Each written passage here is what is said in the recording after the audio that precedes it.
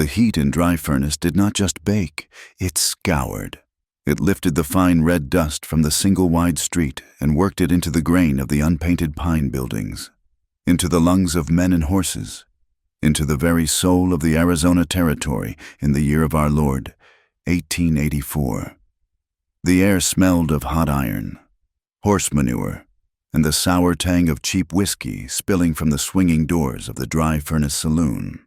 From a livery stable, the rhythmic clang of a blacksmith's hammer provided a desolate heartbeat for the town.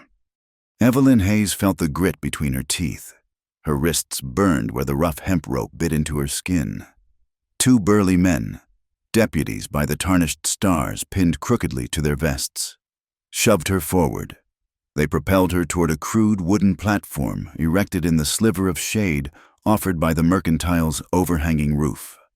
A crowd had gathered, a collection of sun-leathered ranchers, dusty prospectors, and a few pale, curtain-peeking townswomen. Their faces were a mixture of vacant curiosity and cruel amusement. Sheriff Jedediah Pike stood on the platform, his belly straining the buttons of his sweat-stained shirt. He wiped his florid face with a bandana and grinned, revealing teeth the color of old corn. A debt auction. He called it a respectable way for a man to recover his losses when a traveler could not pay her board. It was a lie as thin as a whisper. This was a flesh market, plain and simple, dressed up in the flimsiest rags of legality. Evelyn kept her chin high, her gaze sweeping over the crowd with a cold fire they could not mistake for fear. It was fury, pure, distilled fury that her meticulous plan had unraveled so spectacularly. She had come to Dry Furnace on the trail of her younger cousin, Eleanor, who had vanished from a stagecoach stop 2 months prior. Whispers had led her here, to this very auction, a known stop in a vile network that funneled women and desperate souls to labor camps and worse, all under the silent sanction of powerful men. Her plan had been to get close, to gather names, to see the ledgers. She had arranged to be caught in a manufactured debt, a role she thought she could control, but the reality of the splintered wood beneath her worn boots.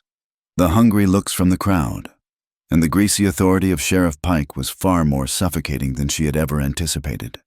The play had become real. Pike cleared his throat, his voice booming with false geniality. "We have here a fine specimen, strong, healthy, a bit spirited, but a firm hand will see to that. Indebted to our town's fine hotel for the sum of $20. Who will start the bidding to cover her debt and secure her services for a term of 1 year? A rancher with a sprawling, stained beard called out, $25. He winked at Evelyn. She gave him a look that could have curdled milk. $30, another voice bellowed. This one belonging to a rail-thin man with a gambler's coat. The bidding crawled upward in small, insulting increments. Each offer was a fresh degradation, cementing her status as chattel. She was no longer Evelyn Hayes, a woman of education and purpose from the East. She was an object, a commodity being weighed and measured by men who saw her only as a pair of hands or a body for their pleasure. Her heart hammered against her ribs, a frantic bird in a cage of bone. She had to maintain control, had to watch, had to remember every face. From the edge of the sparse crowd, a man watched in silence. He was Navajo. That much was clear from his bearing, his high cheekbones, and the way he stood with a stillness that seemed to absorb the frantic energy of the town around him. He wore simple denim trousers and a dark cotton shirt, his long black hair tied back with a leather cord. He was separate from the others, his expression unreadable, his dark eyes missing nothing. He did not gawk or leer. He simply observed, a shadow of quiet judgment at the edge of the harsh sunlight. $40, the sheriff boomed, looking pleased. Do I hear 45? Silence fell. The ranchers looked at each other, their brief flicker of interest waning. $40 was a steep price. A voice, quiet but carrying with an unnerving clarity, spoke from the edge of the gathering. $100, in silver. Every head turned. The Navajo man, Nesbege, took a step forward. He did not raise his voice. He did not need to. The words hung in the shimmering heat, stunning the crowd into a collective stupor. Sheriff Pike's jaw went slack. $100 was an absurd, unheard-of sum. Pike recovered, his eyes gleaming with greed. $100 from the gentleman. A very generous offer. Going once, going twice. He slammed a meaty fist on a barrel beside him. Sold. The two deputies untied Evelyn's feet and shoved her off the platform. She stumbled, but caught herself, her glare fixed on the man who had just bought her. He met her gaze without flinching. He walked toward her, his movements fluid and unhurried. The crowd parted for him, murmuring with suspicion and surprise. Pike smirked, pulling a fresh length of rope from his belt. "Here you go, friend. Best keep this one on a short leash." Nez ignored him. He stopped in front of Evelyn, so close she could see the fine lines etched by the sun at the corners of his eyes. He did not look at her as the others had. He looked at her as a person. She braced herself for the feel of the rope, for the final humiliation of being led away like a horse. Instead, he reached to his own belt and drew a knife. The blade was clean, practical, its edge honed to a razor's sharpness. It was not a weapon of intimidation, but a tool, with two swift, deliberate motions. He sliced through the ropes binding her wrists. The cords fell away, leaving raw, red marks on her skin. Evelyn stared, first at her freed hands, then at his impassive face. Her mind, usually a fortress of logic and planning, was a whirlwind of confusion. This was not part of any script she could have imagined. Who was this man? What did he want? A savior was the last thing she'd been looking for, and his brand of salvation felt more dangerous than the open threat she had faced on the block. He gave a slight nod toward the edge of town. "Let us go." He turned and began to walk away. After a moment of stunned paralysis, Evelyn followed, her legs unsteady. She could feel the eyes of the entire town on her back, burning with a mixture of resentment and shock. She walked past the telegraph office, the rhythmic, incessant clicking from within a stark reminder of the network she was trying to fight, a web of coded messages and unseen power that stretched far beyond this dusty outpost. The man, Malloy, whose name was whispered in connection with the trafficking, was a ghost on those wires, a force she had yet to see. Once they were clear of the last building, the vast, unforgiving expanse of the desert opening up before them, Evelyn found her voice. She hurried to catch up with him, her anger flaring past her confusion. "Wait, just what do you think you are doing?" Nez did not stop, but he slowed his pace, glancing at her. "I am taking you from that place. And to where? Precisely to your camp. To be a slave of a different sort." She regretted the words as soon as they left her mouth. They were born of the prejudice she had heard all her life, not of her own conviction, but fear and frustration made her tongue sharp. His expression did not change. "You are not a slave." "Then, what am I, your property? Your charity case? You have just made an enemy of the most powerful man in that town for what?" He finally stopped and turned to face her fully. The sun was at his back, casting his face in shadow, to prevent a greater violence. Evelyn let out a short, incredulous laugh. "A greater violence? Do you have any idea what you have just done?" She stepped closer, her voice dropping to a fierce, low hiss. "You have not saved me. You have just spectacularly, single-handedly, and moronically ruined months of my work." For the first time, a flicker of something, perhaps surprise, showed in his dark eyes. "Your work?" "Yes, my work. I was not some lost lamb to be rescued. You fool. I was there for a reason. I am investigating this entire rotten enterprise. My cousin was taken, and I am going to find her. I needed to be sold. I needed to see who bought me, where they took me. I needed to get inside. And you, with your grand, theatrical gesture, have just blown my cover to smithereens and painted a target on both of our backs." She was breathing heavily, her hands clenched into fists at her sides, The weight of her failure, the proximity of her goal now snatched away, made her want to scream. She had been so close. Nez Bege looked at her, truly looked at her, and the silence stretched between them, thick with the heat and the dust and the vast, unspoken complexities of their situation. He saw not a helpless victim, but a fighter, intelligent and fierce, and perhaps, he thought, more reckless than she knew. His voice, when he finally spoke, was as calm and unyielding as the ancient mesas that dotted the horizon. The men who run that auction do not deal in work. They deal in graves.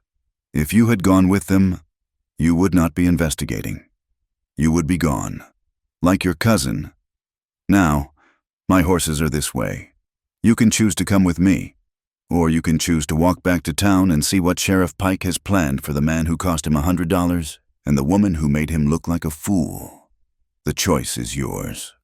He turned and started walking again, his long shadow stretching out before him on the red earth. Evelyn stood for a long moment, the burning in her wrists a dull echo of the fire in her gut. Her pride warred with the cold, hard logic of his words. He was right. Pike would not let this go. Her plan was in ashes, but she was alive, and she was free for now. With a surge of bitter resignation, she followed him into the vast, indifferent silence of the desert. The world beyond Dry Furnace was a silent, sprawling canvas of rust-colored earth and pale, unforgiving sky. The two horses Nez had waiting in a dry wash were sturdy, patient animals that seemed as much a part of the landscape as the twisted juniper trees. He offered Evelyn the reins to one, a gesture that felt less like a courtesy and more like a test. She took them, her fingers stiff, and swung herself into the saddle with an ease that came from years of riding back home. She would show him she was no helpless city dweller. They rode for hours in a silence broken only by the plod of hooves on sand and stone and the sigh of the wind. Evelyn's mind raced, replaying her failed plan, cursing her miscalculation, and trying to decipher the man who rode beside her. He moved with the land, not against it. He seemed to read the subtle shifts in the terrain, the direction of the wind, the meaning of a hawk circling high above. He was a part of this place, and she was an intruder. This realization grated on her pride. Her first attempt to escape was born of pure frustration. Late in the afternoon, as Nez dismounted to check a loose shoe on his horse, she saw her chance. He was focused, his back to her. The land ahead seemed to flatten into a series of rolling hills. With a sharp kick to her horse's ribs, she bolted. The animal surged forward, and for a glorious 30 seconds, the wind whipped at her face and the drum of hooves was the sound of freedom. It did not last. Nez did not shout or give chase. He simply remounted, and instead of following her directly, he cut a shallow angle to the north. He rode not with speed, but with an effortless, ground-eating lope. He knew the land. He knew the path she was on would lead into a box canyon, a dead end of sheer rock walls. When her horse slowed, winded and confused at the rising stone before her, he was there, waiting at the mouth of the canyon, his expression betraying nothing. He did not lecture her. He simply gestured with his chin back the way they had come. The humiliation stung more than any angry words could have. That night, the desert air grew teeth. The cold was a physical presence, seeping through her dusty dress and into her bones. They made a small, smokeless fire with dry greasewood that Nez seemed to conjure from the barren ground. He offered her a piece of jerky and a biscuit from his saddlebag. She ate, her hunger overriding her pride. He sat across the small flicker of flames, his face a mask of shadows and light. "Strength is not in the striking," he said, his voice quiet, as if speaking to the fire itself. "It is in the holding back, in knowing when to move and when to be still." Was that a lesson for her, or for himself? She did not ask. She simply pulled her knees to her chest and watched the stars, which burned with a cold, brilliant intensity she had never seen in the gaslit skies of the east. Her second escape was more considered. 2 days into their journey, She had begun to notice his patterns. He slept lightly, but there was a period just before dawn when his stillness seemed deepest. She had been conserving her water, her body slowly acclimating to the brutal rhythm of the desert. She waited until the moon had set, a sliver of gray light just beginning to touch the eastern horizon, slipping from her bedroll. She moved with a quietness she did not know she possessed.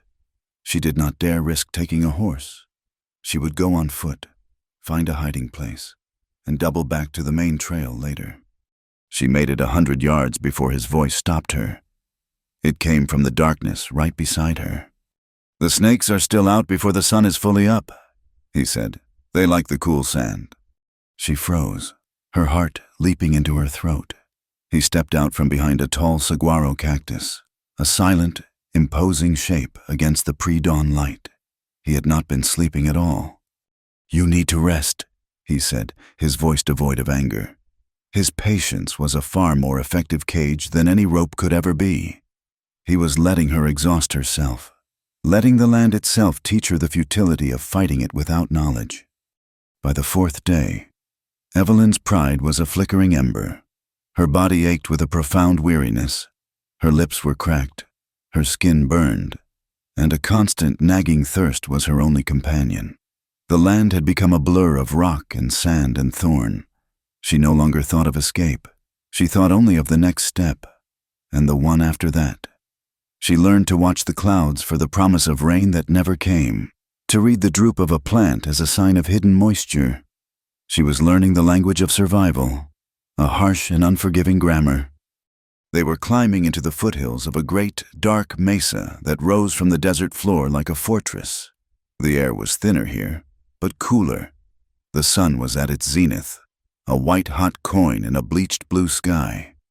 Evelyn's vision began to swim. The dark shape of Nez's horse in front of her seemed to waver, to multiply. A buzzing started in her ears, growing louder until it drowned out all other sound. Her hands, holding the reins, felt disconnected from her body. The strength simply drained out of her, as if a plug had been pulled. The world tilted, and she slid from the saddle into darkness. She did not hit the ground. Strong arms caught her, lifting her with a surprising gentleness. She was dimly aware of being cradled, of the scent of dust and juniper and the man who held her. The rough metal lip of a canteen was pressed to her lips. "Drink," his voice commanded, low and urgent. Some instinct, some last vestige of defiance, made her want to refuse, but the thirst was an all-consuming fire. She parted her lips, and the cool water, more precious than any silver, flowed into her mouth. She drank greedily, the simple act a complete and total surrender. It was not a surrender to him, but to the truth of her own limits. She could not do this alone. When her vision cleared, she was sitting on the ground, leaning against a rock in a sliver of shade. Nez was kneeling in front of her, offering the canteen again. She took it without hesitation and drank more slowly this time. Their eyes met over the top of it. She saw no triumph in his gaze, only a quiet, steady concern. It was a look of profound humanity, and it disarmed her more completely than any show of force. For the first time, she did not see a captor. She saw the man who had kept her alive. They arrived at the camp on Black Mesa as the sun was setting, painting the sky in fiery strokes of orange and purple. It was not a large camp, just a few sturdy, six-sided hogans made of earth and timber, their doorways facing east, a flock of sheep milled in a stone corral, and the smell of roasting corn and mutton hung in the air. An older woman emerged from the largest hogan. Her face was a beautiful map of wrinkles, her black eyes sharp and intelligent. She looked from Nez to Evelyn, her expression unreadable. "Auntie," Nez said with a respectful nod. "This is Evelyn. She needed help." The woman, whom Evelyn would come to know as Alt Sri, looked her up and down. Her gaze was so piercing, Evelyn felt as if her soul were being weighed. "The desert does not offer help," the old woman said, her voice raspy like dry leaves. "It offers lessons. It seems she has had a hard one today." Bring her inside. Inside, the hogan was cool and dark. A fire glowed in a central pit, its light dancing on the curved wooden walls. A young boy of about 14, with a quick, curious smile, looked up from a piece of leather he was tooling. "This is little Benali," Nez said. "He has more questions than a prairie dog has holes." The boy grinned, his eyes bright with interest as he took in Evelyn's strange dress and sunburnt face. From the shadows near the entrance, another figure appeared, a woman, not Navajo, dressed in a surprisingly fine riding skirt and a silk blouse, incongruous in this rustic setting. She had intelligent eyes and a mouth that seemed perpetually poised between a smile and a sneer. "Well, well, Nez," she said, her voice smooth but with an edge of steel. "Look what you dragged in. I am Nellie Del Rio." She offered a hand to Evelyn, her grip firm and cool. Evelyn, still weak, could only nod, her mind struggling to place this woman, a saloon owner, here the complexities of this place, and of the man who had brought her to it, deepened with every passing moment. She had stumbled out of one trap and into a world she did not understand, a world of unspoken rules and shifting allegiances, all held together by the quiet, formidable presence of Nez Bigay. She had come seeking answers and had only found more questions. The days at Black Mesa fell into a rhythm dictated by the sun. Evelyn's body healed, the raw fire in her muscles replaced by a deep, honest ache. Her Eastern sensibilities, which had initially recoiled from the rustic simplicity of the hogan, began to soften. She watched Auntie Altsi grind corn with a smooth, hypnotic motion, her hands knowing the stone as a friend. She saw little Benali move among the sheep with a quiet confidence, his calls to them a soft and musical language. And she watched Nez Bigay, who taught the boy how to read the sky for weather and the earth for tracks, his lessons delivered not in lectures, but in shared observations. There was a deep, powerful current of life here, a stark contrast to the brittle, grasping energy of dry furnace. But Evelyn's purpose had not been healed. It lay dormant, waiting. The ghost of her cousin Eleanor was in every sunset, in every silent moment between conversations. Her opportunity to rekindle her investigation came in the form of Nellie Del Rio. The saloon owner rode out from town every few days, bringing news and goods that could not be found at the nearest trading post. She and Nez had a strange, barbed friendship, an alliance of necessity between two people who understood the delicate balance of power in the territory. One evening, as Evelyn helped Nellie unsaddle her mare, she decided to risk a question. "In town," she began, choosing her words with care. "Did you ever hear whispers about the business behind those auctions? Not just the gossip, but how it is run." Nellie paused, her hand stilling on a saddle buckle. She gave Evelyn a long, measuring look. "Whispers are the currency of my trade. Dear, you have to be more specific." "A ledger," Evelyn said, her voice low. "A book of accounts. Someone has to be keeping track of the people. The money." Nellie's eyes narrowed slightly. "Now that is a more interesting question. There are stories. A man named Malloy, who owns the freight office and has a stake in the railroad. Is the spider in the center of the web? Pike is just one of his legs. The stories say Malloy is meticulous. He has a book for everything. They say the one for his special acquisitions is bound in red leather." Evelyn's heart gave a single, hard thump. A red ledger. It was the first solid clue she had, a tangible object in a world of shadows and whispers. "And it is not just people in that book," Nellie continued, her voice dropping even lower. "It is land, grazing rights, water holes. He is not just collecting workers. He is collecting this entire valley, piece by piece, using fraudulent debts against Navajo families as his leverage. He forces them to sign papers they cannot read, making them collateral." The two plots were intertwined. The trafficking was a means to an end, the complete dispossession of Nez's people. The sheer, cold-blooded scale of it settled in Evelyn's stomach like a stone. Later that night, as the fire in the central pit burned low, The conversation turned to the strange movements in the desert. It was little Benali who spoke up, his youthful voice earnest. "I have seen them," he said, looking at Nez. "The wagons. They do not use the main trails. They move at night, always heading east toward the railroad spur. They are heavy, and the men who drive them are not from around here. They carry rifles and do not speak." Nez listened, his face grim. He knew of the wagons. They were a poison seeping through his homeland, and he had been watching, trying to find a way to stop them without bringing the full wrath of the army down on his people. "This is our chance," Evelyn said, unable to contain the urgency in her voice. She looked directly at Nez. "That ledger is the key. If we can get it, we can expose Malloy, Pike, all of them. We could free the people they have taken and protect your land." Nez looked from her determined face to the worried expression on his aunt's. He had brought this storm to their door by freeing her. Now she wanted to call down the lightning. "And how do you propose we get this book?" he asked, his voice calm but laced with a hard skepticism. "Do you intend to walk into the freight office and ask Mr. Malloy for it? You are a wanted woman. I am a Navajo. In their world, our word means nothing. A book can be burned. Witnesses can disappear." "We need more than a story," Evelyn countered, her frustration rising. "We need proof, something undeniable. Nellie could be our eyes and ears in town. She could find out where the ledger is kept."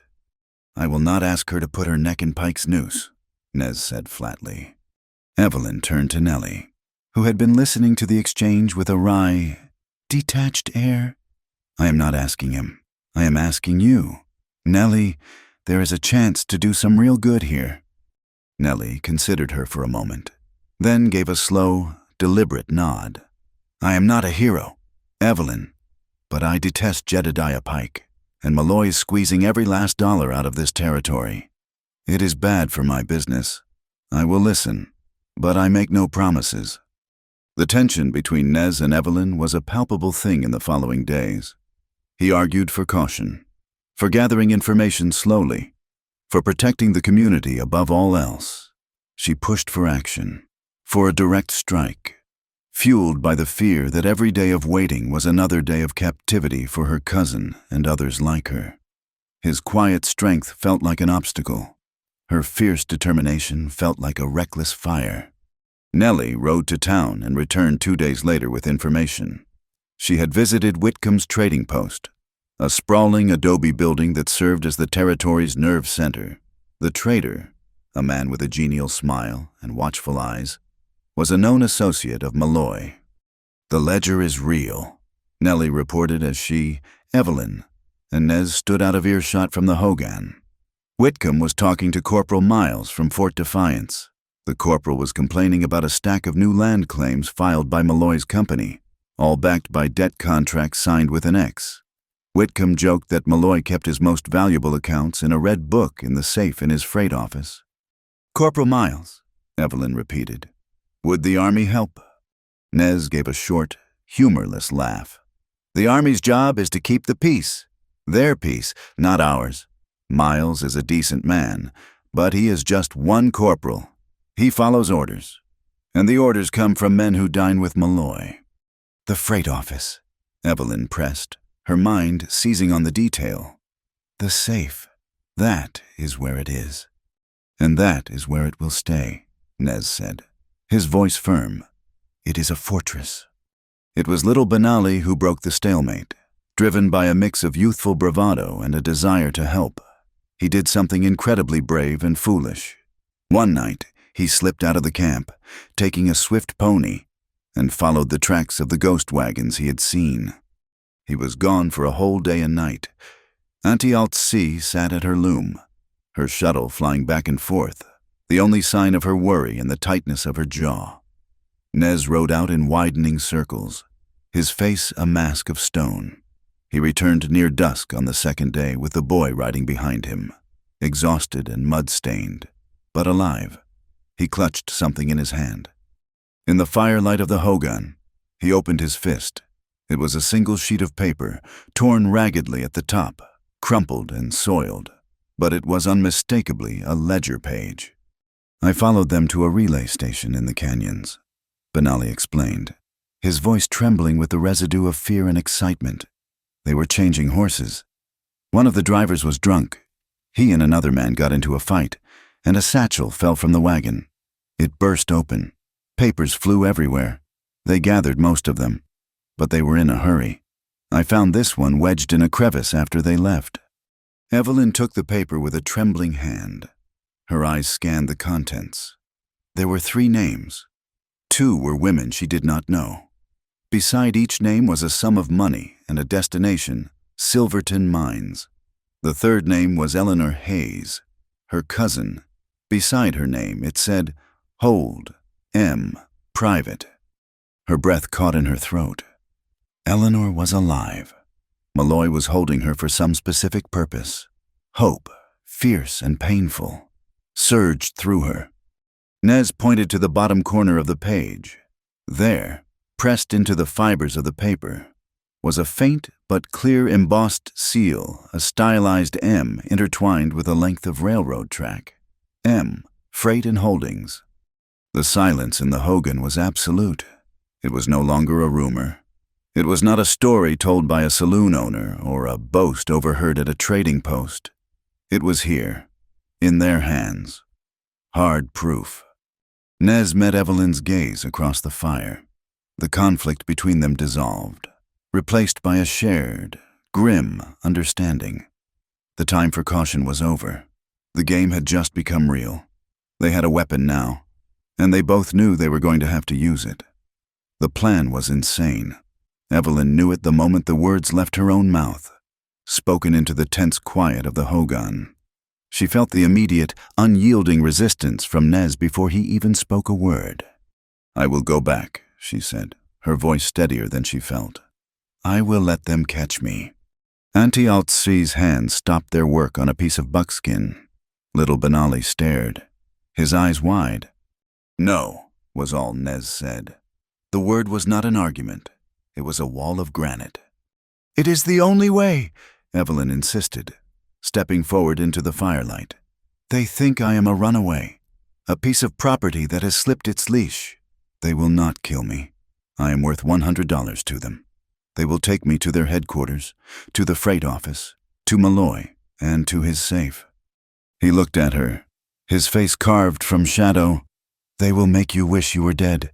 You do not know these men." "I know the kind of men they are," she shot back, her voice trembling slightly with a cold fury. "I have known them my whole life, in finer clothes and with better manners. But they are the same.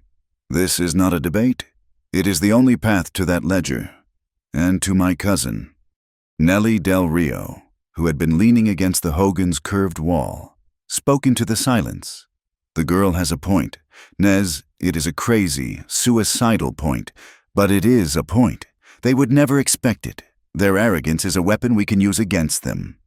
Nez's gaze shifted to Nellie, then back to Evelyn.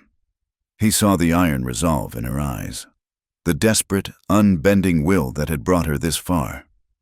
He saw that she would do it with or without his help, and that was a thought he could not abide. He gave a slow, almost imperceptible nod. He did not like it. He hated it. But he understood it. He spent the next day planning. He did not speak of the danger or his own fears. He spoke of logistics, of timing, of routes. He sketched a map of dry furnace in the dirt with a stick, marking alleys, stables, and water troughs. He planned a path of retreat that was a complex braid of stealth and speed, designed to use the town's own layout against itself, while he prepared for the escape. Nellie rode back to town to set the trap. She did not go to the sheriff. She went to her own saloon, where tongues were loosest. With the skill of a master rumor-monger, she let it slip that the Navajo Nez Begay was in a quiet rage. His expensive purchase, that spirited woman from the auction, had run off into the desert. He had lost his prize and his money, and his pride was stung. It was a story Jedediah Pike would relish. A perfect tale of a foolish woman and an even more foolish Navajo. 2 days later.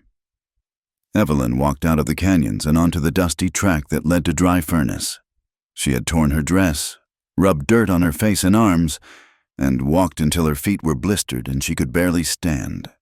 She did not have to fake her exhaustion. It was bone deep and real. The fear was real, too. A cold serpent coiling in her belly. Every step toward the town felt like a step back onto the auction block. Pike's deputies found her before she had even seen the first building.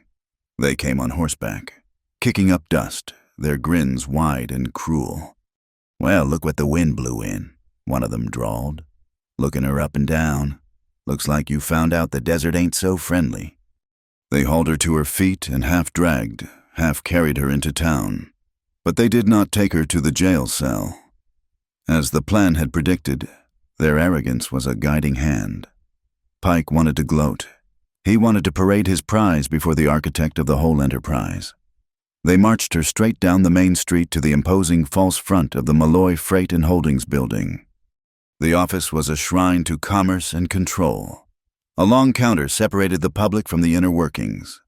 Behind it, a clerk with a green eye shade scratched at a ledger with a pen. The air smelled of oiled wood, cigar smoke, and the faint, metallic scent of the telegraph key, which clicked and chattered in a relentless, coded monologue.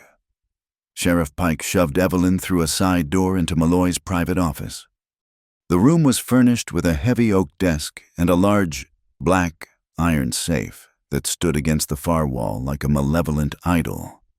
Pike shoved her into a chair. "Look what my boys found. Malloy," he boomed, his voice dripping with smug satisfaction. Or should I say, found again. A man sitting behind the desk looked up. He was not a large man, but his presence filled the room. Dressed in a tailored suit, with cold, intelligent eyes and a neatly trimmed beard. This had to be Malloy. "Indeed," Malloy said, his voice a soft, cultured purr that was more menacing than Pike's bellow. "It seems our investment has returned. $100 worth of trouble. What do you have to say for yourself, girl?" Evelyn kept her eyes on the floor, playing the part of a broken, defeated woman. "Nothing," she mumbled. "Nothing," Pike sneered, grabbing a handful of her hair and forcing her head up. "You made a fool of me. You made a fool of this whole town. I think you owe us more than nothing." The men in the outer office had gathered at the doorway, their faces alight with cruel amusement. They laughed, a low, guttural sound. "Taming a wild filly," one of them commented, winking at Pike. Evelyn met Pike's gaze, letting a spark of her true fire show through the fear. "You will never tame me," she said, her voice a low growl. Pike's face darkened, and he raised his hand. Before he could strike, Nellie Del Rio appeared at the office door, a vision of silk and business. "Jedediah," she said, her tone light and breezy, her eyes taking in the scene with a flicker of contempt. "Do not bruise the merchandise. Mr. Malloy, my apologies for the interruption. I need to speak with you about that overdue whiskey shipment. Some of my patrons are getting dangerously sober." Her arrival was a perfectly timed jolt, shattering the tense tableau. Malloy, ever the businessman, waved Pike off. "Business first. Sheriff, the girl can wait. Put her in the warehouse. We will decide what to do with her before the next wagon goes out." Pike, grumbling, yanked Evelyn to her feet as he pushed her toward a heavy door at the back of the office. She caught Nellie's eye. The saloon owner gave a tiny, almost imperceptible nod toward Malloy's desk. The key. The warehouse was a cavern of shadows and stacked crates. The air was thick with the smells of canvas, rope, and dry goods. The heavy door slammed shut behind her, the bolt sliding home with a sound of absolute finality. For a moment, she leaned against a stack of flour sacks, her body trembling, the re-traumatization of the past hour washing over her. She took a deep, shuddering breath. Courage was not the absence of fear. It was feeling the fear and moving anyway. She crept back to the door and listened.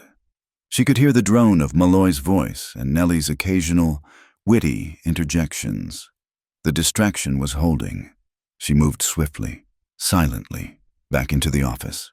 It was empty. She went to the desk. Under a stack of shipping manifests, she found a small, ornate iron key.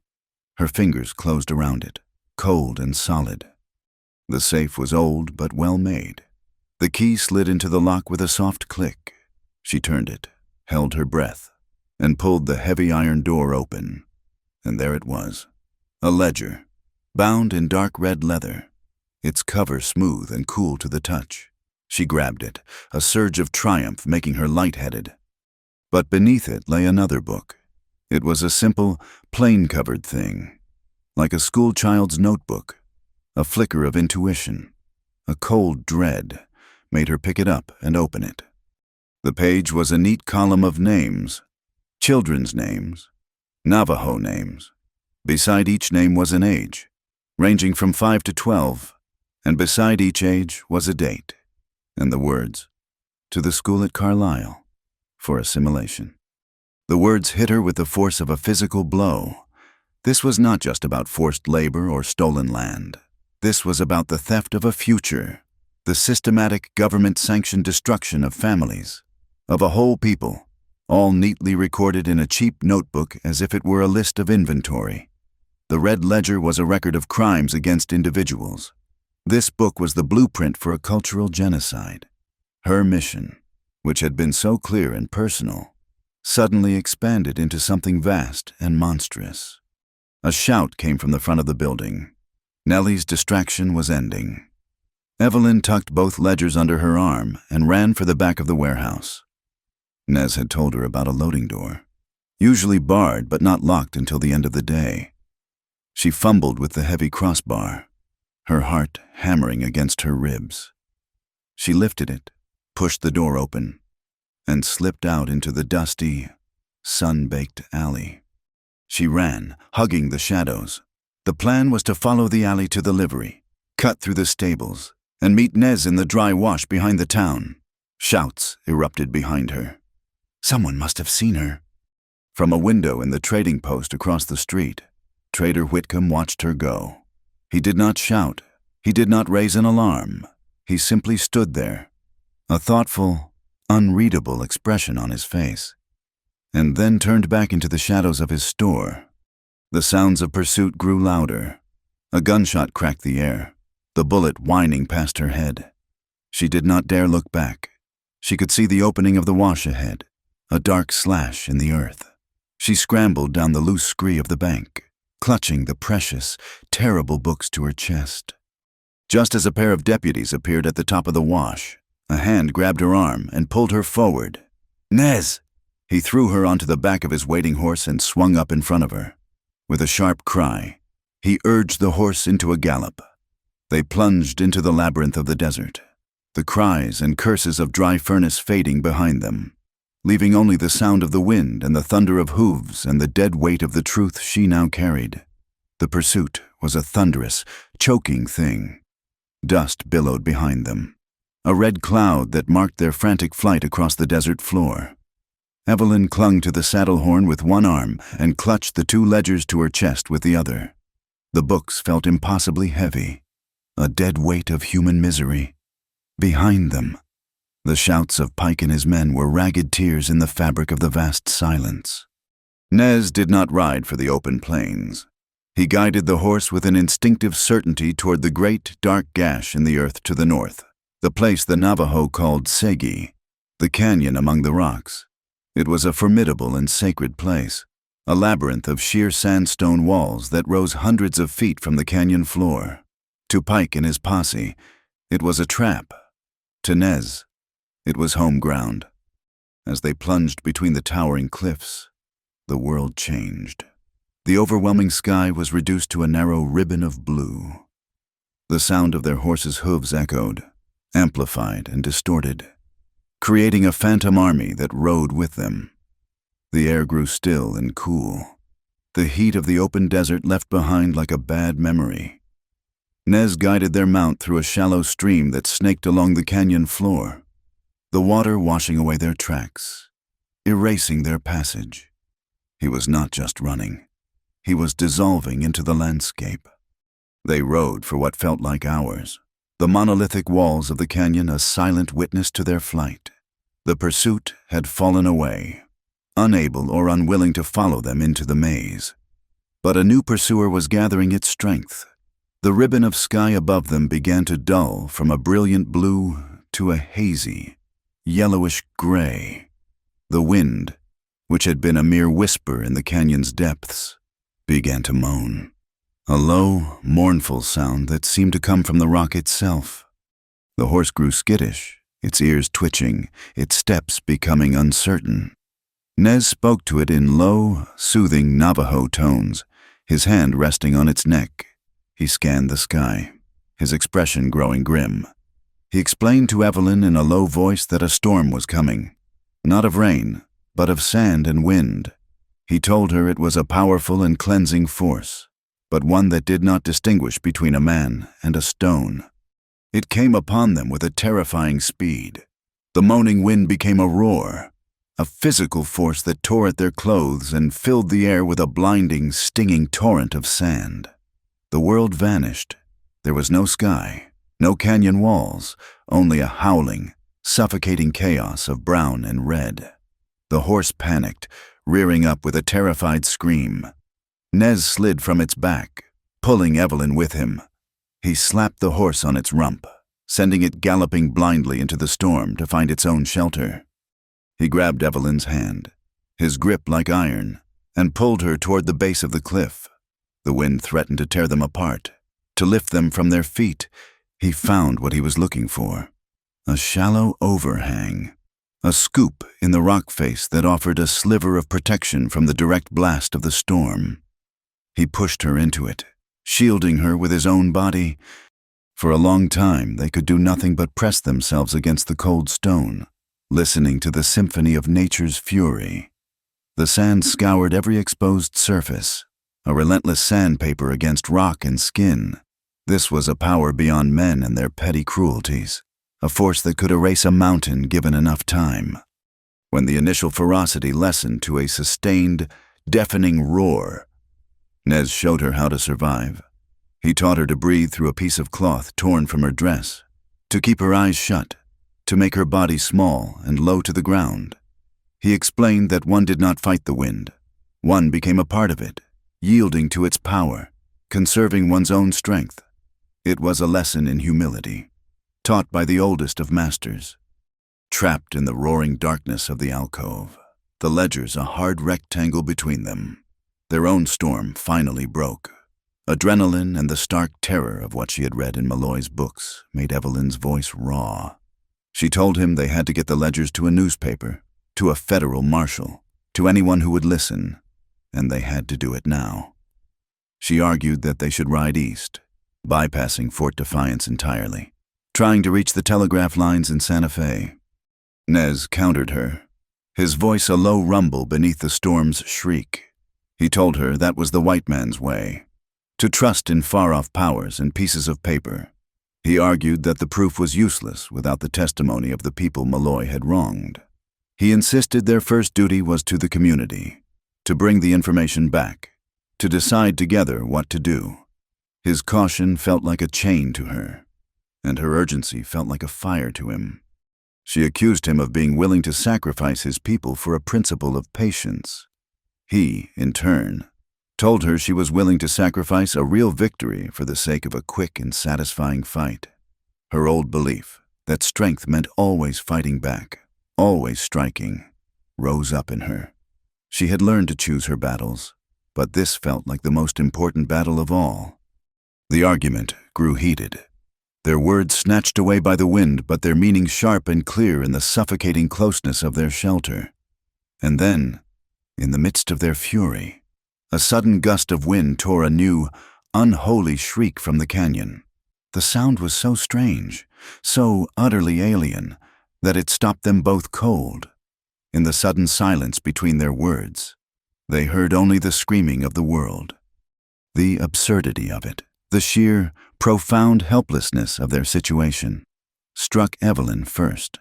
A laugh escaped her, a choked, half-hysterical sound.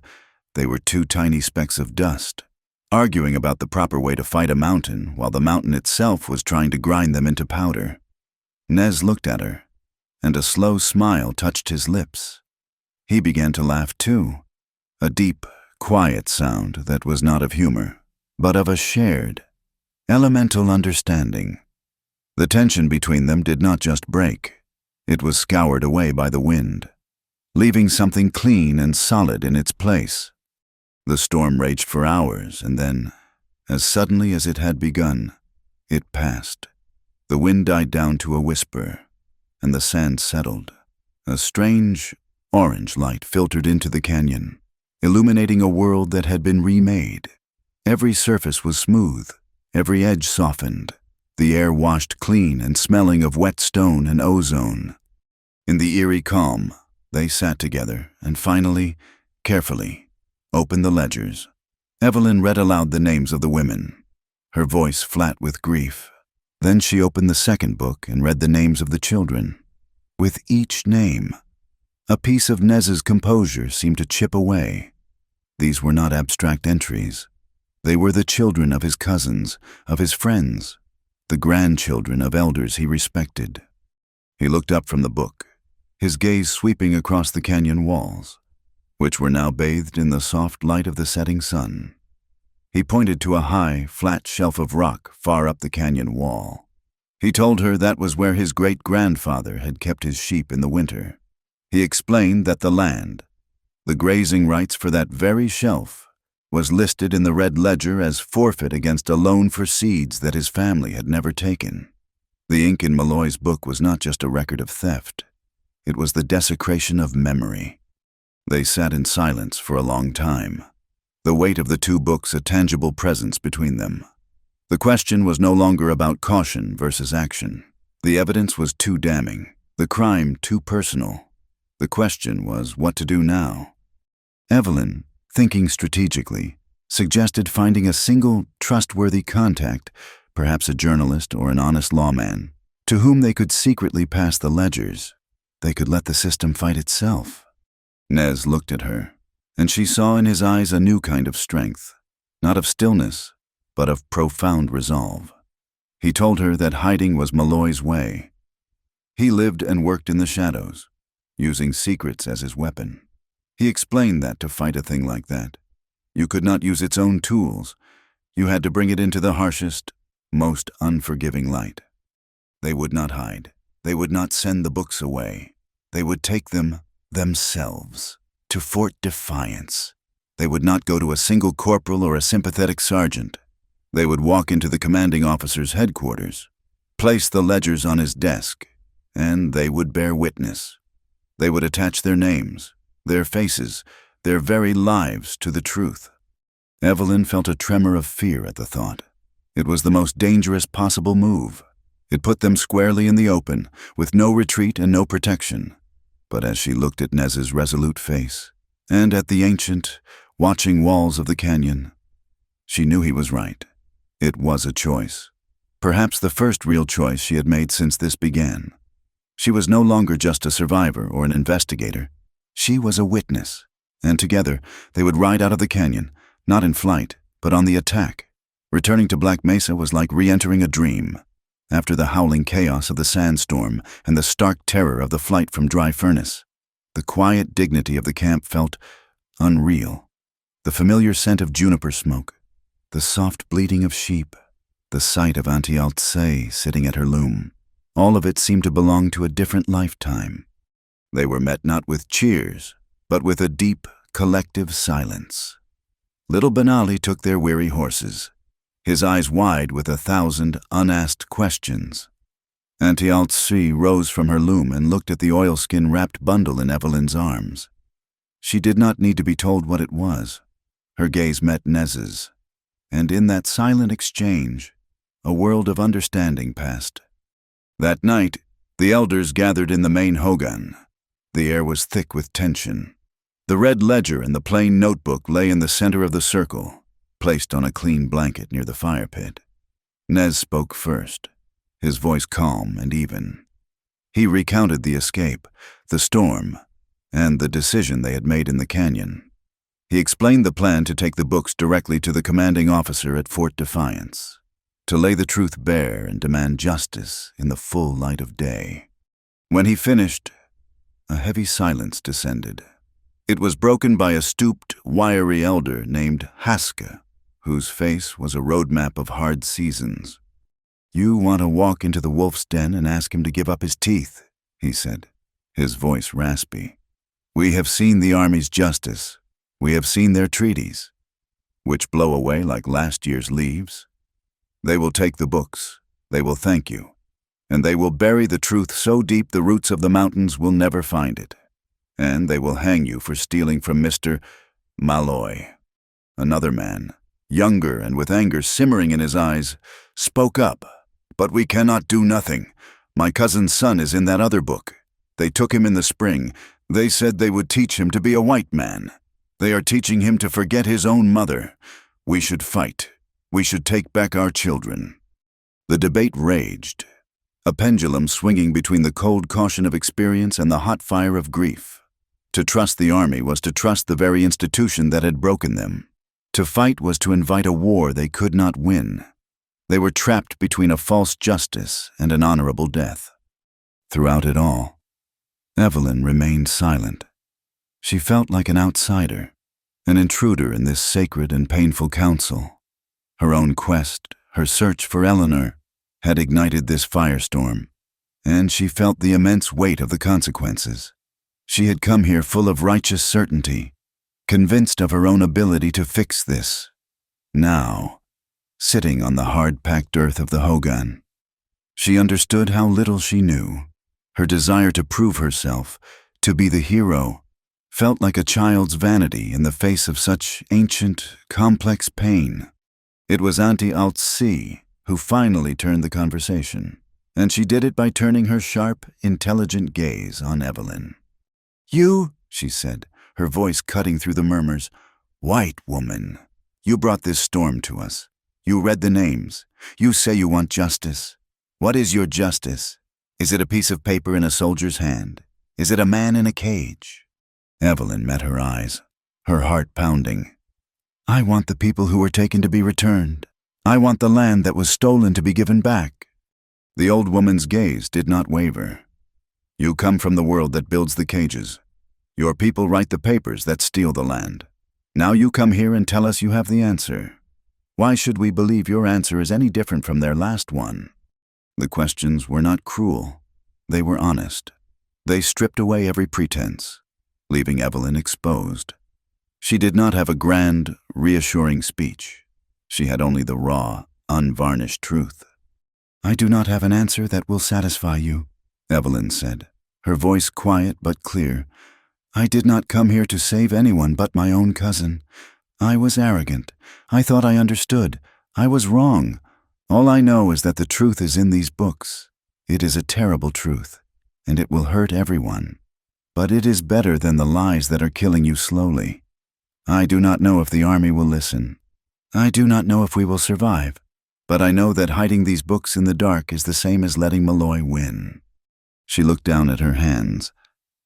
"I am not asking you to trust my world. I am asking you to trust that the light is better than the darkness." Her words, stripped of all pride, hung in the smoky air. The Hogan fell silent again, but this time it was a different kind of silence. It was thoughtful, considering. The council did not end that night. The decision was too great to be made in haste. In the days that followed, Evelyn was adrift. She tried to help, but her efforts felt clumsy. She found her place in the small, essential tasks of daily life. She learned to grind corn between two stones, her movements initially awkward and inefficient, but slowly, under the patient, non-verbal guidance of Auntie Altse. She found the rhythm, the circular motion, the constant pressure, the transformation of hard kernels into life-sustaining meal. It was a meditation. It taught her a humility her old life had never required. One afternoon, she found Nez in the corral, mending a saddle, the leather dark with use, the stitches neat and strong, the responsibility it represented. The connection between rider and horse felt profound. As he worked, she noticed a long, faded scar on his forearm, a pale white line against his sun-darkened skin. She asked him about it, her voice soft. He paused in his stitching, his fingers tracing the old wound, a memory. He said, "From when I was younger than little Benali, I was full of fire. I thought strength was the same as anger. There was a dispute with another family over a waterhole, a stupid argument. I did not listen to the elders. I took a knife." He looked at her, and for the first time, she saw a deep and abiding sadness in his eyes. "I won the fight," he continued. "I proved my point, and the other boy nearly bled to death. His brother carried him for 2 days to the doctor at the fort. He lived, but he walks with a limp. I won the water for a day, and I lost a piece of myself forever. I learned that a victory that costs you your own spirit is not a victory at all. That is why I choose my battles now. That is why I choose my weapons. Anger is a fire that burns the man who holds it." She understood then, his calm was not passivity. It was a choice, a discipline forged in the fire of a painful past. It was the truest form of strength. The community watched them. They saw Evelyn, the proud Eastern woman, her hands dusty with cornmeal, her face softened by listening instead of speaking.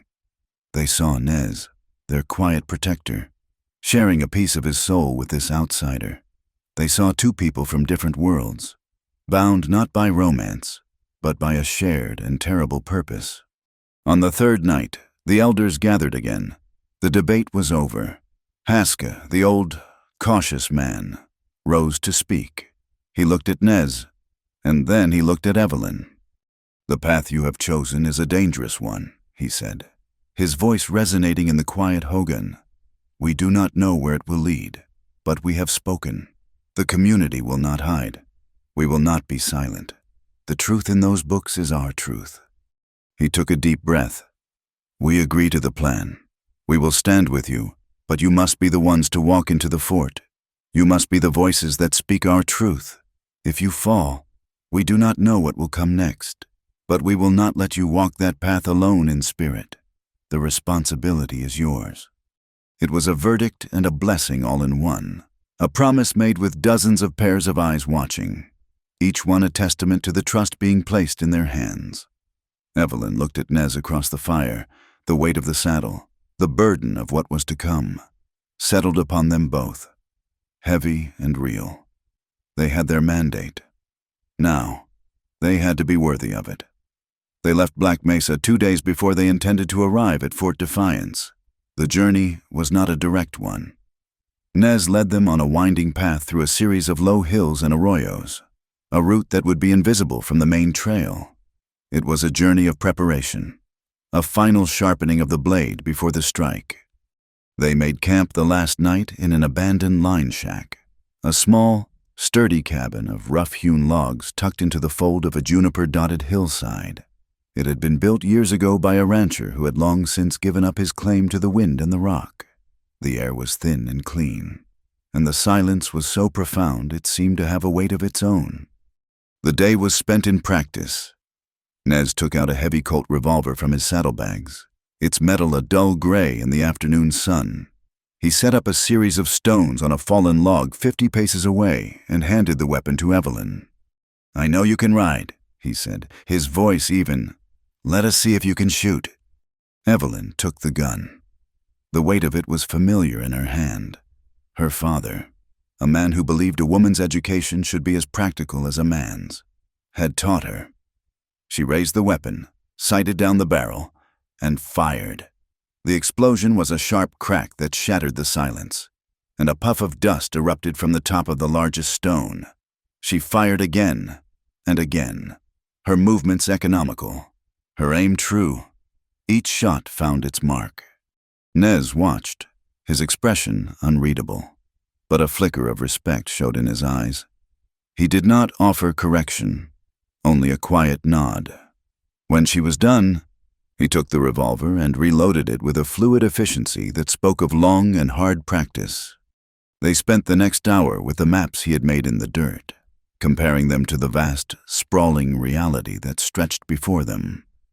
He showed her how a shallow depression in the land could hide an entire company of horsemen, how the direction of a hawk's flight could signal the presence of water or men.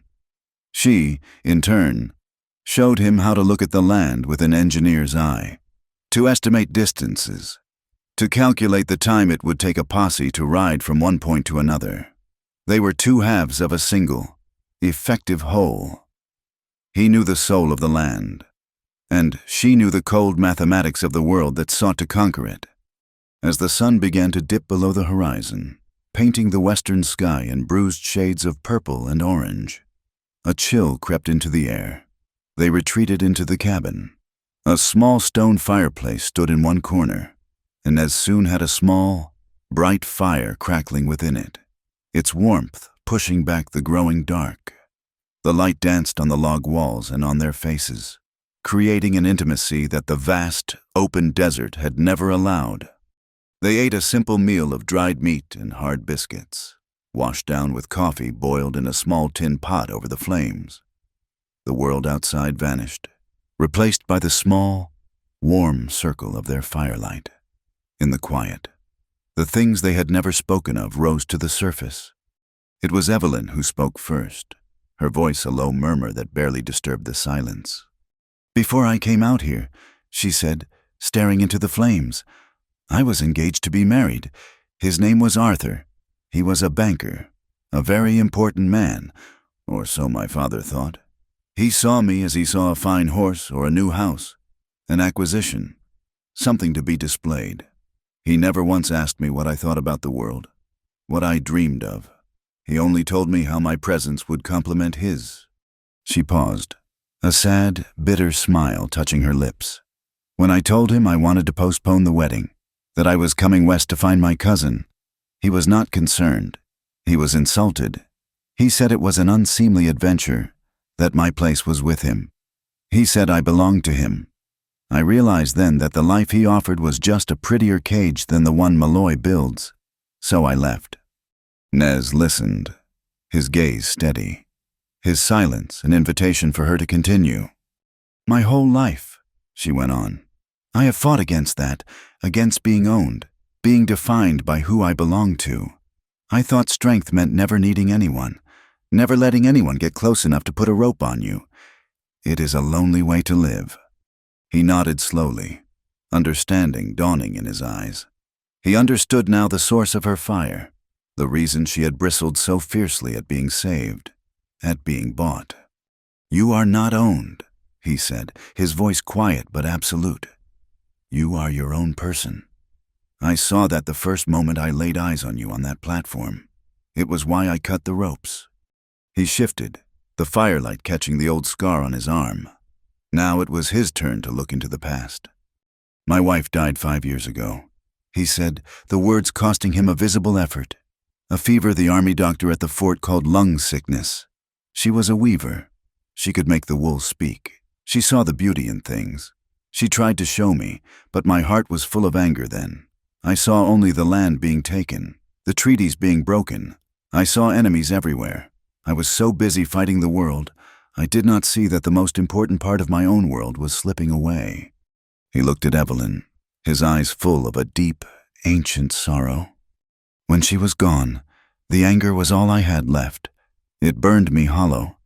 I left my people. I rode alone for 2 years. I thought if I could be as hard as the land, I would not feel anything. But the land is not hard. It is patient. It is strong.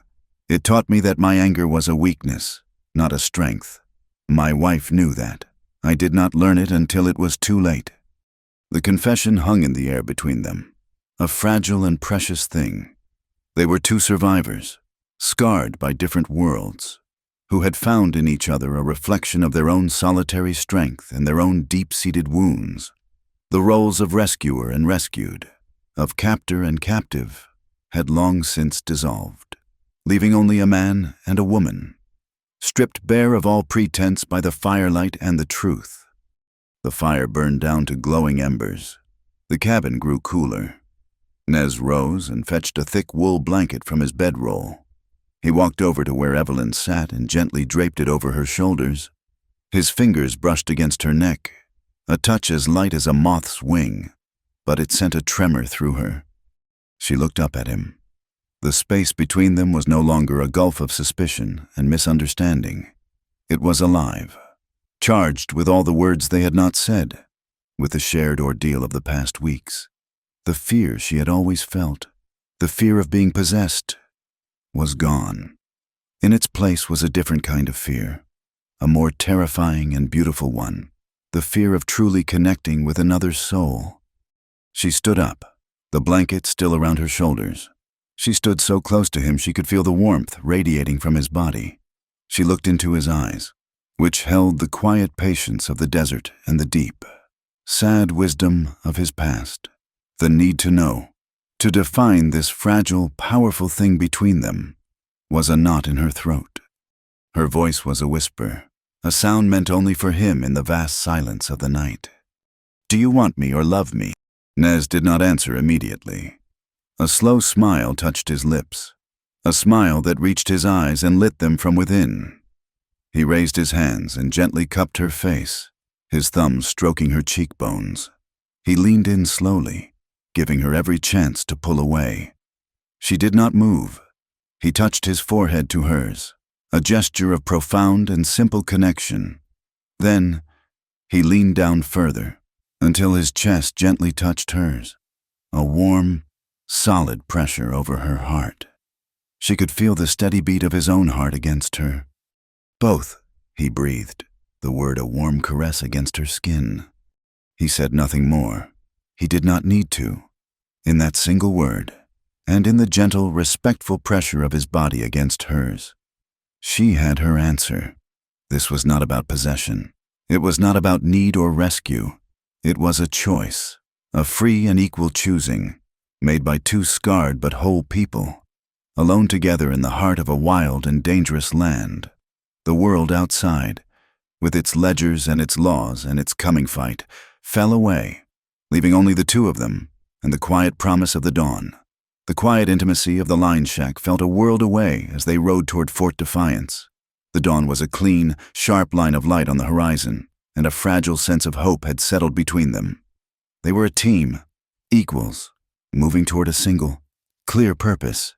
The plan was simple: stay to the high ground, avoid the main trails, and reach the fort by the following evening. The trap was sprung not with a gunshot, but with a desperate, dust-covered rider. It was little Benali. He intercepted them in a wide, sun-baked wash, his horse lathered and heaving, his young face a mask of panic and urgency. He brought a message, he gasped, his words tumbling over one another. "It came to the camp. From Nellie. She said Malloy is moving your cousin, Eleanor. They are taking her east on a wagon, through the narrow canyons near Spider Rock. Tonight, it is your only chance." Evelyn's blood ran cold. Eleanor, the name was a physical blow. Her carefully constructed resolve, her focus on the larger battle, crumbled in an instant. This was personal. This was why she had come here. She looked at Nez, her eyes pleading. Nez's face was a study in suspicion. His hand rested on the boy's shoulder, feeling the frantic tremor in his body. "It is too convenient," he said, his voice low. "It pulls us away from the fort, into a place where the terrain is a weapon." "I do not care," Evelyn said, her voice tight. "If there is a chance, any chance at all, we have to take it. We cannot leave her." While they debated, miles away in Dry Furnace, Trader Whitcomb watched a telegraph operator tap out a coded message. He then handed the operator a small but heavy purse of coins. Outside, one of Pike's deputies gave him a grim nod before swinging onto his horse and galloping east. Whitcomb turned back into the cool, dark interior of his trading post. He had just traded the lives of a woman and a Navajo for an exclusive freight contract with the railroad. It was, he thought, a very good piece of business. Nez saw the unbending will in Evelyn's eyes and knew there was no arguing. Against his better judgment, against every instinct that screamed of a setup, he agreed. He sent little Benali back to the camp with a message for a small party of hunters to follow at a distance, a rear guard in case the worst came to pass. Then, he and Evelyn turned their horses toward the towering stone spires of the canyon lands, riding directly into the jaws of the trap. They entered the canyon as the sun began its long, slow descent, casting impossibly long shadows that writhed and twisted like living things. The walls were sheer, red sandstone, and the silence was so complete that the clink of a horseshoe on stone was a shocking intrusion. Every sound echoed, bouncing from wall to wall, creating a disorienting chorus of ghost riders that seemed to surround them. The air was still and hot, and the water in their canteens was already warm. They found the wagon tracks exactly where the message said they would be, but they were too perfect, too clear. There were no signs of a struggle, no dropped belongings, nothing to suggest a frightened woman was being held captive. "It is a lie," Nez said, his voice a low whisper that the rocks seemed to snatch and amplify. "We should turn back." Before Evelyn could answer, a voice boomed from the cliffs above, distorted and magnified by the canyon's acoustics. "Nowhere to run, girlie." Jedediah Pike stepped into view on a high ledge, a rifle cradled in his arms. He was not alone. Men appeared on both sides of the canyon rim, a dozen rifles glinting in the dying light. They were trapped. From a narrow side canyon behind them, more riders emerged, cutting off their retreat. At their head was Malloy himself, dressed in a clean duster, his expression one of cold satisfaction. Beside him was another man in a suit, a railroad agent by the look of him. "The books, mister," Malloy said, his calm voice a chilling counterpoint to Pike's bellow. "Hand them over, and I might persuade the sheriff to be quick about it." Evelyn's hand went instinctively to the saddlebag that held the ledgers. Nez subtly shifted his horse, placing himself between her and Malloy. This was not a fight they could win with force. "Think this through. Pike," Nez called out, his voice calm and carrying, using the canyon's echo to his advantage. "If you kill us, you will have the army and every news sheet in the territory crawling all over this canyon." Pike laughed, a harsh, ugly sound that bounced off the walls. "The army believes what Mr. Malloy tells them to believe, and the news sheets will print the story of two thieves who were brought to justice by a brave sheriff. Now, throw down the books." As if on cue, a new group of riders appeared at the mouth of the canyon. It was Nellie Del Rio, her face pale with fear, and with her were little Benali and another young boy from the camp. They had ridden hard to warn them, not knowing they were already too late. Pike grinned. "More witnesses to the tragedy?" He sneered, raising his rifle. His target was not Nez or Evelyn. It was the children. In that split second, Nellie Del Rio made her choice. Her face, a mask of cynical self-interest for so long, transformed into one of pure, protective fury. As one of Pike's men leveled his rifle at the boys, she spurred her horse forward and slammed into him, her slight frame striking with the force of a thunderbolt. The rifle discharged into the sky. The shot shattered the tense standoff. Gunfire erupted from the canyon rim. It was a chaotic, deafening roar, the explosions echoing and re-echoing until it sounded like a full-scale war. Nez reacted instantly. He was not a brawler, he was a tactician. "Follow the water," he yelled to Evelyn, pointing to the shallow stream bed that curved behind a massive pillar of rock. He let out a sharp, piercing cry, a signal to the hunting party he knew was following. He and Evelyn plunged their horses into the narrow waterway, the rock spire giving them temporary cover. Bullets sparked and whined off the stone around them. The gun smoke filled the canyon, a thick, acrid fog that burned the eyes and choked the throat. It was the price of truth, paid in lead and fear. Nez used the chaos he had been given.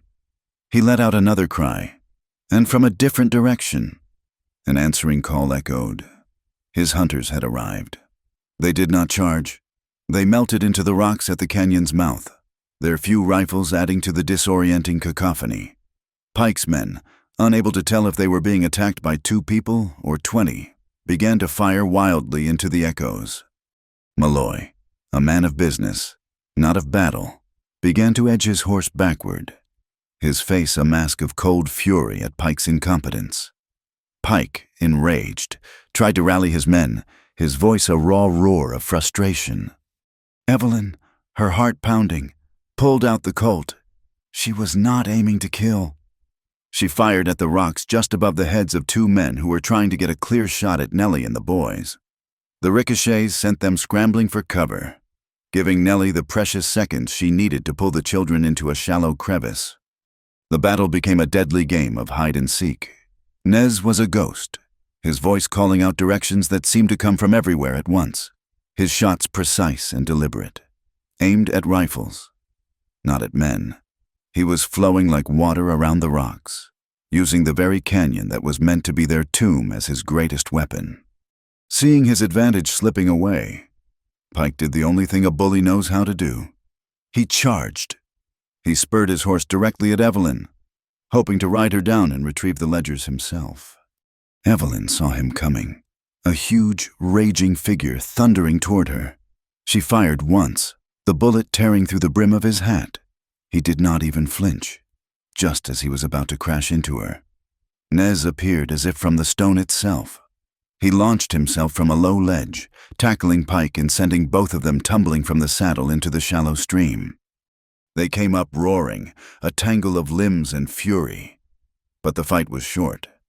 Nez, using a combination of speed and leverage, disarmed the larger man and had him pinned with a knife to his throat. The shooting sputtered and died.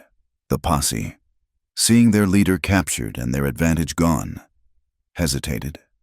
Malloy and the railroad agent had already vanished. "It is over. Pike," Nez said, his voice dangerously quiet. Pike spat a stream of bloody water. "You are dead. Navajo, you are all dead." "Maybe," Nez replied, "but not today." As Nez's men rounded up the demoralized posse, Evelyn dismounted, her legs trembling. She went to Pike, who was being bound by one of the hunters. She searched his pockets. Tucked inside his coat was a folded piece of paper. She opened it. It was a telegram. "Pike, stop. Ambush at Spider Rock Canyon. Recover Red Book at all costs. We'll meet you there with railroad contract. Stop, Malloy." She looked up at Nez, the flimsy piece of paper clutched in her hand. It was the final piece, the direct order, the undeniable link between the violence in the canyon and the cold. Calculating greed of the man who had orchestrated it all. They had not just captured the wolf. They had found his leash, and the name of his master was on it. The arrival at Fort Defiance was a spectacle. They did not creep in like supplicants. They rode in like a force of nature. Nez and Evelyn led the procession, followed by Nellie Del Rio and the two boys, their faces still smudged with the dust of the canyon. Behind them came the Navajo hunters, grim and silent, leading a string of captured horses. In their midst, bound hand and foot and slung over his own saddle, was Sheriff Jedediah Pike, his face a thundercloud of impotent rage. Soldiers spilled from the barracks, their mouths agape. The fort, usually a place of rigid, sun-baked boredom, buzzed with an electric current of disbelief. They were met on the parade ground by a flustered young lieutenant who demanded to know the meaning of this intrusion. "We are here to see the commanding officer," Nez stated, his voice calm but unyielding. "We have brought evidence of murder, kidnapping, and theft, and we have brought one of the guilty men with us." The fort's commander was a man named Major Thorne, a career officer with a weary face and eyes that had seen too much. He listened in his office, a place that smelled of leather and stale pipe smoke. As Evelyn and Nez laid out the story, they did not present it as a plea, but as a statement of fact. Evelyn placed the red ledger, the plain notebook, and the crumpled telegram on his polished desk. The ink and paper seemed to absorb all the light in the room.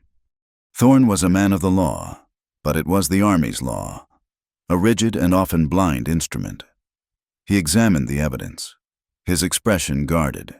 He dispatched a squad of soldiers under the command of Corporal Miles to place Pike in the stockade and to ride to Dry Furnace to secure Malloy.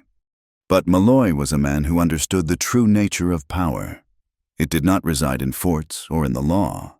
It resided in money and influence. By the time Corporal Miles and his men reached Dry Furnace, Malloy was already gone, and he had not left empty-handed. He had allies even within the fort. A telegraph had been sent. A young, ambitious captain on Thorne's own staff, a man with gambling debts and a hunger for promotion, had seen to it. The first part of the climax was not a battle of guns, but of words. Thorne, facing a situation far outside the regulations of his field manual, convened an immediate, impromptu hearing in the fort's mess hall. It was a makeshift courtroom, with the major himself acting as a temporary military magistrate.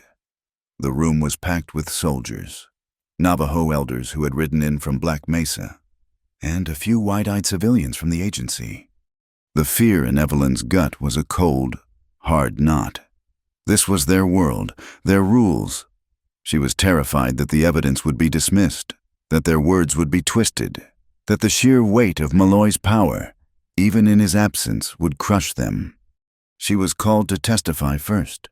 She stood before the assembled crowd, the red ledger in her hands. Her voice, though trembling at first, grew strong and clear as she began to read. She did not just read the names, she gave them life. Eleanor Hayes, hold for M, private. Maria Flores, Silverton Mines. Sarah Begay, forfeit of grazing rights. Section 9. With every name, the crimes of Malloy and Pike became less abstract, more human. Then Nellie Del Rio stepped forward. She was no longer the cynical saloon owner. She was a witness. She described the ambush in the canyon, her voice ringing with an outrage that no one could doubt. She pointed to the two boys, little Benali and his friend, who stood beside her, their small statures a powerful testament to the lives that had been at stake. Finally, Nez spoke. He did not speak of the law or of contracts. He held up the plain notebook. He spoke of the children whose names were inside it. He spoke of the land, not as property to be owned and traded, but as a living part of his people, a repository of memory and spirit. He spoke of dignity. His words were simple, direct, and they landed with the force of a hammer blow.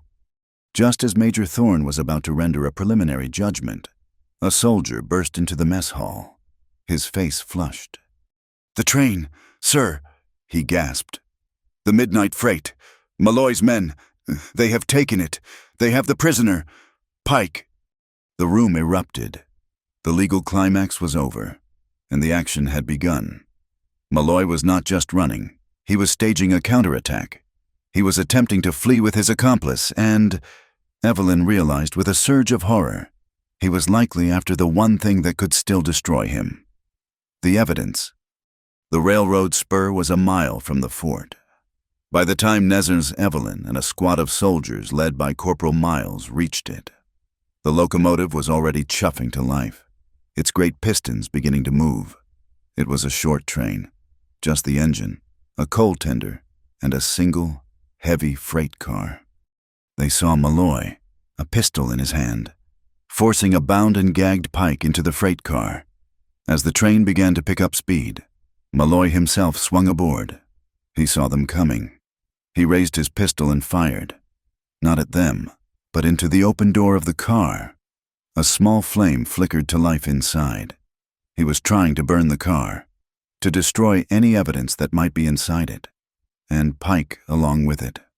The train was now moving steadily, approaching a long wooden trestle bridge that spanned a deep, rocky gorge. It was their last chance. "Go!" Nez yelled to Evelyn, urging his horse alongside the moving train. He focused on the engine. Evelyn, her heart in her throat, knew what she had to do. She spurred her horse, her eyes on the open door of the freight car. The gap between the train and the edge of the gorge was narrowing with every second. She timed her jump, a desperate, flying leap from the back of her galloping horse. She landed hard on the floor of the freight car, the impact knocking the wind from her. The fire Malloy had started was already licking at a pile of oily rags in the corner. Pike was on the floor, his eyes wide with terror. Malloy turned, his face a mask of disbelief and rage. He lunged for her, abandoning the fire, He was trying to throw her from the speeding train. They struggled, a desperate, close-quarters fight as the train thundered onto the trestle bridge.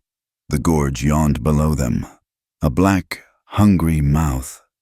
Evelyn, using a trick of leverage her father had taught her, hooked her leg around his and twisted. He stumbled, giving her a precious inch of space. She grabbed a coiled length of leather rein from a hook on the wall and whipped it around a handbrake lever, pulling it tight. Her other arm locked around a support beam. She had anchored herself. At that moment, Nez, riding alongside the engine, raised his rifle. He was not aiming for a man. He fired a single, perfect shot. The bullet struck the heavy chain that connected the freight car's brake line to the engine. The chain shattered. The effect was instantaneous. The brakes on the freight car slammed on with a piercing metallic scream. The car bucked and fishtailed violently. The sudden, brutal deceleration threw Malloy off his feet. He stumbled backward, his arms flailing, and tumbled out of the open door and into the blackness of the gorge. The freight car, its momentum broken, screeched to a halt in the middle of the bridge. The locomotive, uncoupled from the brake line and its heavy load, continued to chuff into the night. Silence descended, broken only by the crackle of the small fire and the terrified whimpering of Jedediah Pike. Corporal Miles and his soldiers rode onto the bridge. Evelyn, her body bruised and her lungs full of smoke, quickly stamped out the flames.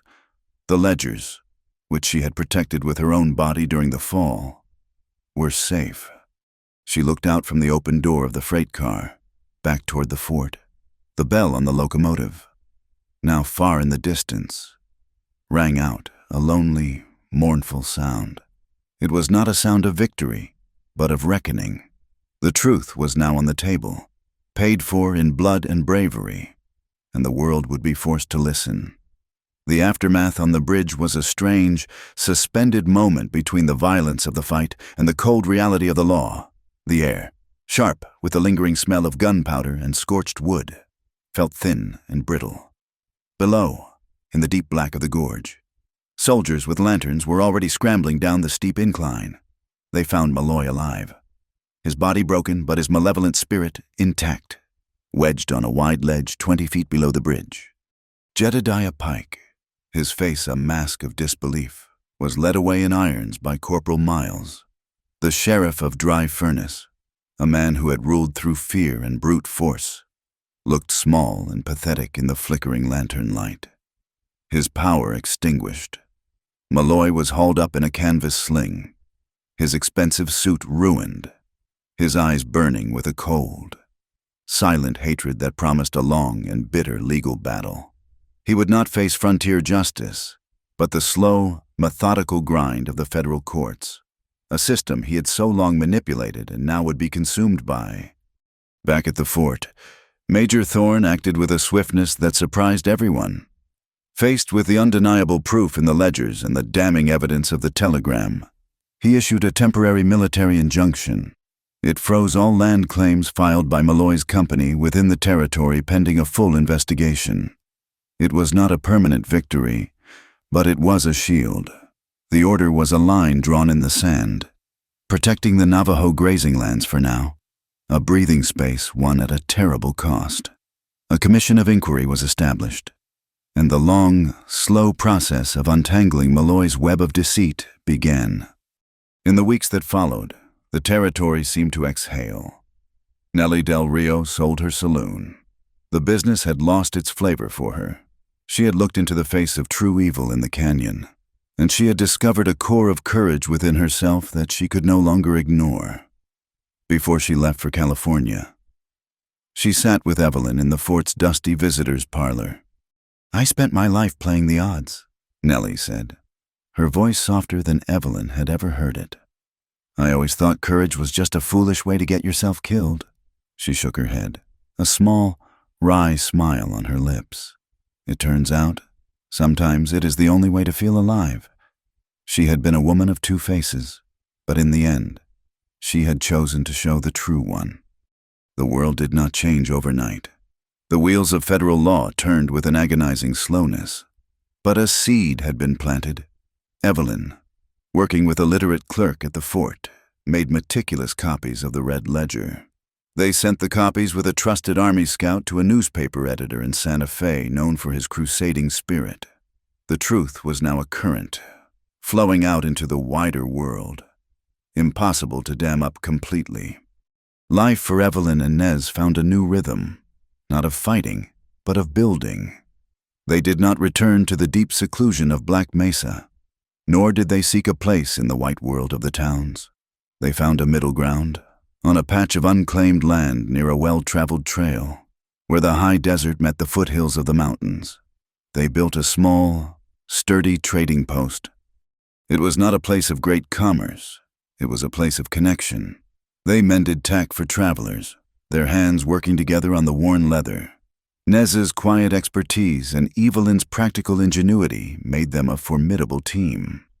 Evelyn, using the education that had once been her ticket to a life of refined comfort, now used it to write letters for Navajo elders to their children at the government schools, and to read the replies that came back.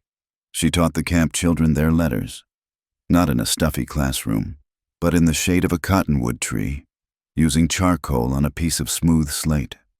It was a place where two worlds could meet without seeking to conquer one another. It was a small beacon of hope, a testament to the community they were forging, not from grand ideals, but from daily, practical acts of service and respect.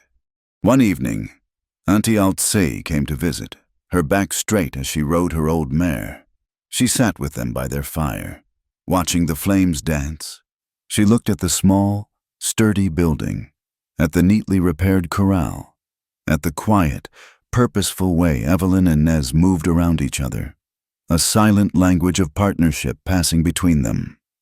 The old woman smiled, a rare and beautiful thing, like a desert flower after a rain.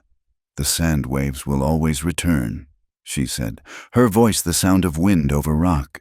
"The wind will blow, and the sand will shift. The world will always try to bury what is good. You two, you must keep the fire steady." Later that night, long after the old woman had departed, Evelyn and Nez sat alone under a vast, star-dusted sky. The heavens were a brilliant, silent testament to a universe that was indifferent to their struggles, yet offered a profound and humbling beauty.